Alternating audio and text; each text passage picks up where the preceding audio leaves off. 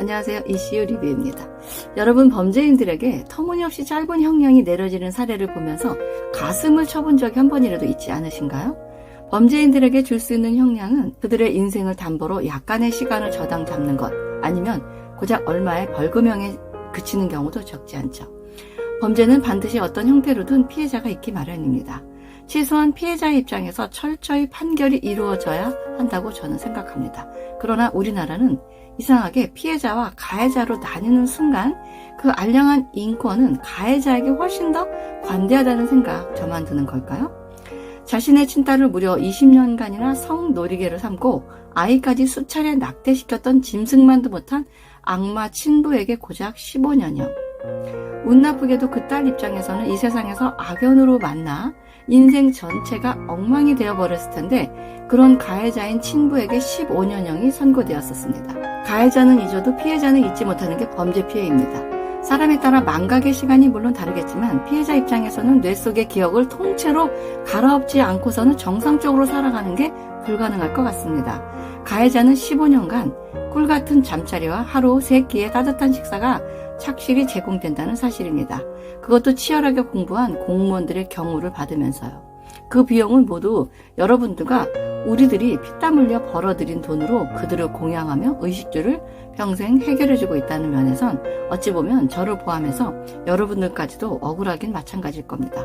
여러분 오늘도 꾸역꾸역 하루 열심히 사셨죠?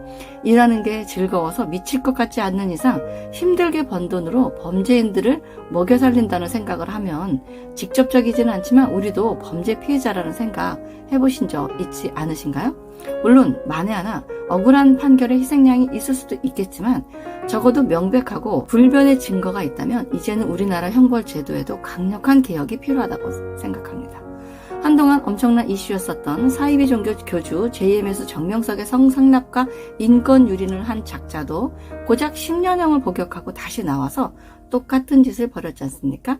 10년이나 시간, 짧다면 짧고 길다면 정말 긴 시간 맞습니다. 그러나 10년이라는 절대적인 시간으로 볼 게 아니라 상대적으로 봐야 된다고 생각합니다.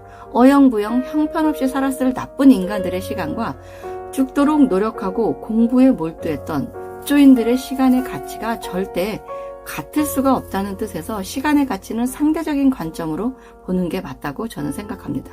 다시 말해서 열심히 살아가는 사람들의 10년은 흉악범들의 100년과 맞바꿔도 과하지 않다는 게 저의 철저한 신념입니다. 우리나라가 유독 형량이 가벼운 것은 영미법을 따르는 미국과는 다르게 일본의 대륙법을 따른 탓이라고 하는데요. 영미법은 모든 범죄의 제목을 다 합친 총량으로 형을 때려서 300년에서 500년형이 가능한 거고요. 우리나라는 여러 가지 제목 중에 가장 큰 제목의 형을 하나를 집행을 하기 때문이라고 합니다. 형량이 짧다, 길다는 물론 개인의 사고에 따라 다르겠지만 적어도 상식선에서 어느 누구라도 납득이 될 만한 선에서 보편타당한 사회통념을 반영했으면 하는 바람입니다. 사회인들처럼 치열하게 경쟁하지도 죽을 만큼 일하지도 않으면서 국민들이 낸 세금으로 먹여주고 재워주고 심지어 범죄로부터도 안전하게 보호받으며 국가 공공기관에서 지내는 저들을 보면서 마치 공무원으로 출세한 것 같다는 생각이 들게 하기도 합니다.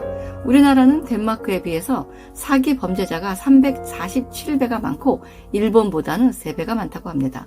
이는 수십, 수백, 수천억 원을 사기치고도 받는 형벌을 연으로 환산해보면 크게 사기치고 감옥에 갔다 오는 게 재산 형성으로 볼 때는 가성비가 압도적으로 높기 때문에 사기 범죄자가 전 세계에서 가장 많은 나라가 우리나라이고요. 그 수치는 해마다 증가하고 있다고 합니다.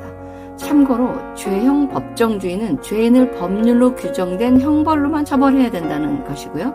반대로는 죄형 전단주의인 재판관의 자의에 의한 결정으로 자칫 부당한 권리를 침해당하는 우려를 배제한 것으로서 우리나라는 죄형 법정주의를 채택했다고 하지만 그래도 양에 안 차는 건 마찬가지입니다. 물론 모든 상황을 법조인들이 경험해 볼 수 없고 자료와 추정으로 판단할 수밖에 없는 한계가 분명히 있기는 하지만 최소한 피해자들의 심적, 물적, 정신적인 모든 면을 고려해서 훨씬 더 강력한 페널티를 줘야 한다고 생각합니다. 왜냐하면 재판관들은 단 한 건의 사건 처리에 불과할지 몰라도 피해자의 입장에서는 불행히도 삶은 계속 진행형이기 때문입니다. 여러분, 오늘의 주제가 범죄인에 대한 거니까 더 혈압 오르는 이야기 하나 하겠습니다.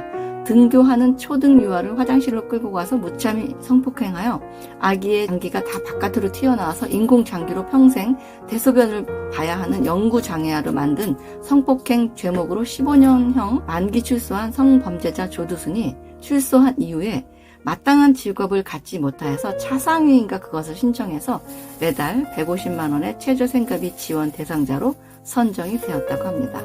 이게 나라입니까? 공정한 것이 이런 것입니까? 조두순이 받는 150만 원의 생계 지원비는 피해자들의 피눈물은 물론이고 여러분과 저의 땀으로 모아서 만든 세금입니다. 우리나라의 약 초년생들이 대학까지 나와서 밤늦도록 일해서 세금 떼고 겨우 150에서 200만 원 언저리를 받는 게 사회 초년생의 현실입니다. 차라리 범죄인이 되는 게 더 소득이 높을 수도 있는 이 나라의 법의 잣대가 설령 공평할지는 몰라도 결코 정의롭거나 공정하다고 저는 말할 수 없을 것 같습니다. 직업의 귀천도 없고 평등한 우리나라에서 이러다가 조두순이 유치원 교사 되는 날도 보게 되지 않을까 싶네요. 터무니없는 솜방망이 처벌은 그것이야말로 방조죄일 수 있습니다. 선량한 국민들의 생명이 무방비로 범죄에 노출되어서 먹잇감이 되게 방조하는 것, 거기에 판사들이 가담하고 있다는 생각이 심각하게 들 때도 없지 않습니다. 친구를 감금해서 라이터로 머리카락을 태우고 오물을 먹이다 굶겨 죽인 20대들, 단지 쳐다봤다는 이유로 호미진 곳으로 끌고 가서 동급생을 불태워 죽인 청소년들, 자기가 일하는 가게 사장 딸들을 무참히 살해한 스토커, 남의 귀한 아들을 믹서기에 갈아서 죽여버린 고유정 등등 입에 담기조차 고통스러운 범죄 사건이 우주 밖의 이야기도 동물의 세계도 아닌 우리 주변의 살벌한 스릴러 리얼 스토리입니다. 이런 일들을 억세게 운 나쁜 피해자들의 운명 탓이라고만 하기에는 너무 미안하고 잔인하지 않나요? 심리학에서는 미디어의 노출이 많을수록 세상이 더 악하다고 믿는다고 하는군요. 그래서 때론 귀와 눈을 닫고 싶을 때도 아주 많죠. 그런 작자들에게 품격 있는 사람들이 줄 수 있는 페널티로 겨우 감옥에서 얼마간 지내도록 배려해주는 게 고작입니다. 순진무구한 건지 감정이 아예 없는 건지 참 개탄스럽습니다. 차라리 그 예산으로 출산 정책과 국민 복지에 더 투입하는 게 선량한 우리 국민들의 생존과 안녕을 위해서는 그 효율성이 적지 않을 듯 싶어서 저는 홍준표 의원의 사형제도에 적극 동의합니다. 인권과 생명권, 윤리, 재범률 등을 고려해 볼 때 사형제도를 채택하는 나라가 많지 않다는 것을 모르는 바는 아니지만 엄청나게 늘어나는 흉악범들이 교화되길 바라면서 쏟아붓는 제도의 이점보다 과감히 이 세상에서 조금 빨리 보내주는 일로 얻을 수 있는 사회 전반적인 순기능을 고려해 본다면 제한되고 신중한 사형제도의 부활을 이제는 적극 검토해 볼 필요가 충분히 있다고 생각합니다. 오늘의 결론, 변화가 아무리 천천히 온다고 한들 그렇다고 침묵하는 건 비겁한 일이다. 끝까지 시청해 주셔서 감사합니다. 또 좋아요, 알림 설정 해주신 여러분 감사드립니다.